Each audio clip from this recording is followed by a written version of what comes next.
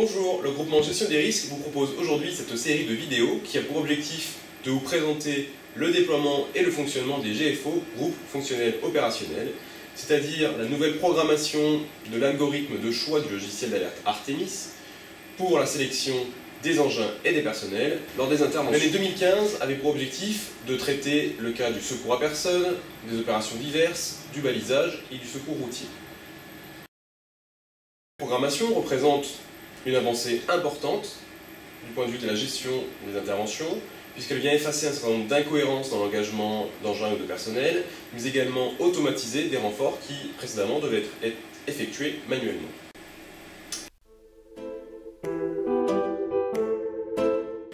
Afin de mieux comprendre les objectifs de cette évolution, je vous rappelle tout d'abord le fonctionnement actuel. Aujourd'hui, lors de la diffusion d'une alerte, le système d'alerte sélectionne un engin, le plus proche disponible, dans lequel il va affecter du personnel sous une forme de remplissage en fonction des règles de dégradation.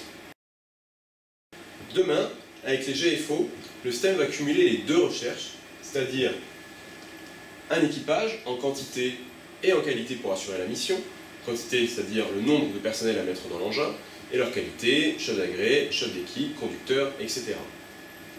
Puis, une fois qu'il a sélectionné l'équipage adapté, il va chercher le ou les engins pouvant réaliser la mission et au besoin transporter les personnels depuis un autre centre. Concrètement, cela va automatiser un certain nombre de situations. Par exemple, pour le secours à personne, le système est capable d'armer un VSAV complet, ou bien voir que le VSAV n'est pas armable complet et engager un VLU en prompt secours, puis le compléter par un VSAV, ou bien encore un VPI, puis un VSAV, ceci à chaque fois en cherchant à obtenir qualité et quantité en personnel apte pour réaliser cette mission. Le second objectif de ces GFO est de différencier les équipages de l'engin suivant la mission à réaliser. Par exemple, le VTUB, qui aujourd'hui est défini avec un équipage opérations diverses, pourra l'être de façon différenciée, suivant qu'ils sont engagés sur un secours routier, sur une destruction d'insectes, avec les problématiques d'aptitude médicale, ou bien encore sur une opération diverse. Cette capacité de différenciation d'équipage s'appliquera sur l'ensemble des engins multifonctions, comme par exemple le FPTSR, le VPI, ou bien encore les VLU. Une modification importante pour vous en centre de secours consiste en l'évolution du mode de lecture des disponibilités des personnels déclarés dans le centre de secours. Vous connaissez évidemment tous cette représentation du planning des personnels déclarés disponibles sur le centre, mais pour faciliter l'explication, je vais ainsi le représenter. À gauche, les personnels déclarés disponibles et indiquer en colonne leur niveau de disponibilité. Aujourd'hui, l'engagement se fait suivant le niveau de disponibilité et les règles de dégradation de l'engin. Ainsi, pour un départ VSAV par exemple, le système regarde en premier lieu en astreinte quels sont les personnels disponibles. Ici, il trouve un équipier SAP puis un second équipier SAP apte à la conduite du VSAV. Il sélectionne pour le départ. Il passe ensuite au niveau de disponibilité suivant, c'est-à-dire le D1. Il trouve un chef d'équipe SAP qui, par dégradation du poste de chef d'agré, peut assurer cette fonction. Il est alors sélectionné, l'engin est engagé pour l'intervention avec ses 3 personnels. Il se peut que le CTA-CODIS consulte alors le planning des disponibilités et affecte manuellement, renforce manuellement le VSAV par un chef d'agré du même centre qui était dans un état de disponibilité plus éloigné. Demain, avec les GFO, la lecture ne sera plus une lecture en colonne, mais une lecture en ligne du tableau de disponibilité. Ainsi, quand le système recherche un premier équipier SAP, il le trouve en astreinte, puis un deuxième équipier SAP conducteur VSAV, il le trouve en astreinte. À la recherche d'un chef d'agré SAP, il va sauter l'état de disponibilité D1 pour aller chercher le chef d'agré titulaire du SAP 2 en D2. Le VSAV va donc être engagé avec ses 3 personnels, l'engagement est plus logique.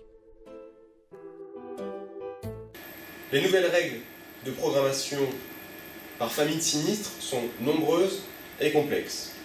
Par conséquent, un livret détaillant l'ensemble des GFO et son guide de lecture est diffusé dans chaque centre de secours.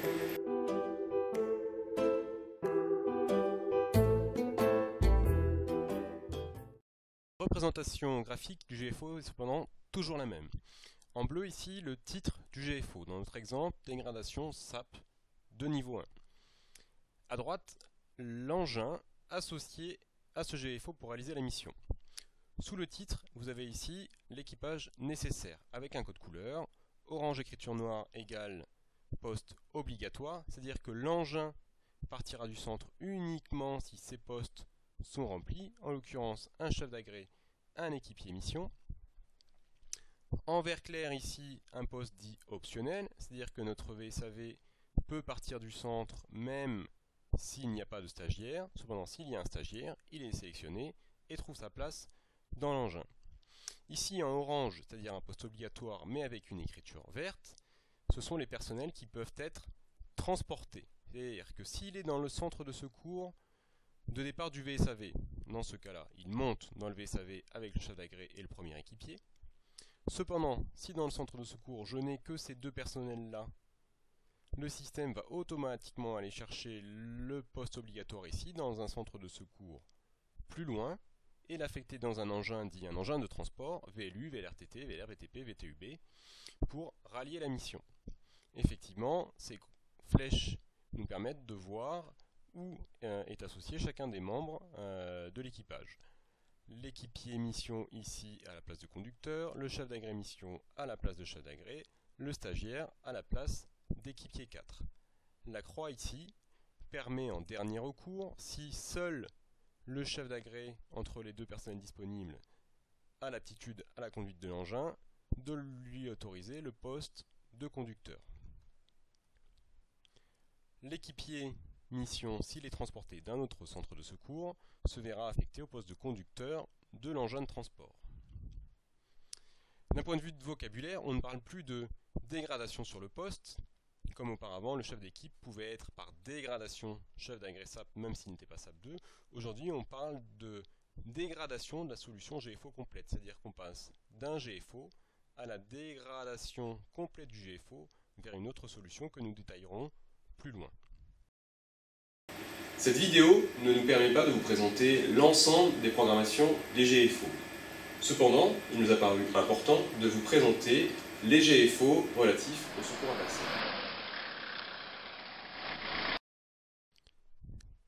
Le premier niveau du GFO SAP s'appelle dégradation SAP niveau 0, DSAP N0. Il correspond en fait à l'engagement d'un VSAV que l'on pourrait appeler complet. En orange ici, l'effectif obligatoire, un chef d'agré, deux équipiers, dont un conducteur, et de manière optionnelle, un stagiaire. La croix ici représentée permet en dernier recours au chef d'agré d'assurer la fonction de conducteur si seul lui dispose de la compétence. Si le centre n'est pas en capacité d'assurer le VSAV complet, commence alors la cascade des dégradations.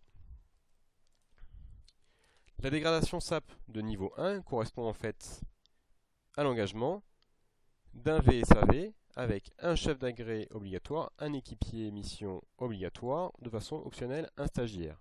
Cependant, le centre de secours n'est pas en capacité d'assurer le second stagiaire. Il est alors transporté depuis un centre de secours plus loin, affecté dans un véhicule de transport, type VLU, VLRTT, etc., pour rallier la mission. Si mon centre de secours n'assure pas le niveau 1 de la dégradation, je passe alors au niveau 2, c'est-à-dire l'engagement d'un VSAV dégradé avec le renfort d'un chef d'agré. Ici, mon centre assure au minimum 2 équipiers mission, affectés dans le VSAV, de manière optionnelle un troisième équipier. Il ne s'agit ici plus d'un stagiaire mais bien d'un équipier. Le stagiaire ne peut pas être engagé puisque le chef d'agré mission n'est pas au départ du centre. Donc un équipier, 2 équipiers obligatoires, un troisième optionnel. Et mon chef d'agré, lui, est transporté d'un centre de secours plus loin, dans un véhicule de transport, pour rallier la mission. Dans le cas où le centre de secours ne dispose pas de VSAV, typiquement les CPI avec VLU, VPI, VTUB, etc., la réponse va donc être composée de l'engagement de 2 GFO distincts. Le premier, la réponse de proximité, complétée d'un GFO pour assurer l'évacuation avec un VSAV. Ce niveau s'appelle dégradation SAP de niveau 3. Elle est composée d'au minimum un chef d'agré mission, complété de façon optionnelle d'un ou deux équipiers et éventuellement d'un stagiaire. Cet engagement s'effectue sur un véhicule type VLU, VPI, VLRTT, VTP et en dernier recours VSAV. En cas d'absence dans mon centre de secours de chef d'agré mission, je passe à la dégradation suivante, la dégradation SAP de niveau 4. Elle se compose au minimum d'un équipier mission, secouriste isolé, et de façon optionnelle avec deux autres équipiers mission. Que l'on soit en niveau 3 ou en niveau 4, il est nécessaire d'ajouter un GFO évacuation. Ce GFO s'appelle D.evac. Il est forcément associé à l'engin VSAV. Il se compose au minimum de façon obligatoire de deux équipiers mission. Le chef d'agré est ici obligatoire transporté. Il sera donc soit sélectionné dans le centre de départ du VSAV s'il est présent, soit proposé par le système avec un engin de transport depuis un centre de secours plus loin. Dans le cas de la dégradation SAP de niveau 3, l'opérateur pourra cependant libérer le chef d'agré transporté proposé, considérant que le chef d'agré est déjà présent dans la réponse de proximité. Cependant, dans le cas du SAP de niveau 4, il n'y a ici pas de chef d'agré. Le chef d'agré ici transporté sera donc obligatoire et sera affiché, par exemple, en VLU EVAC.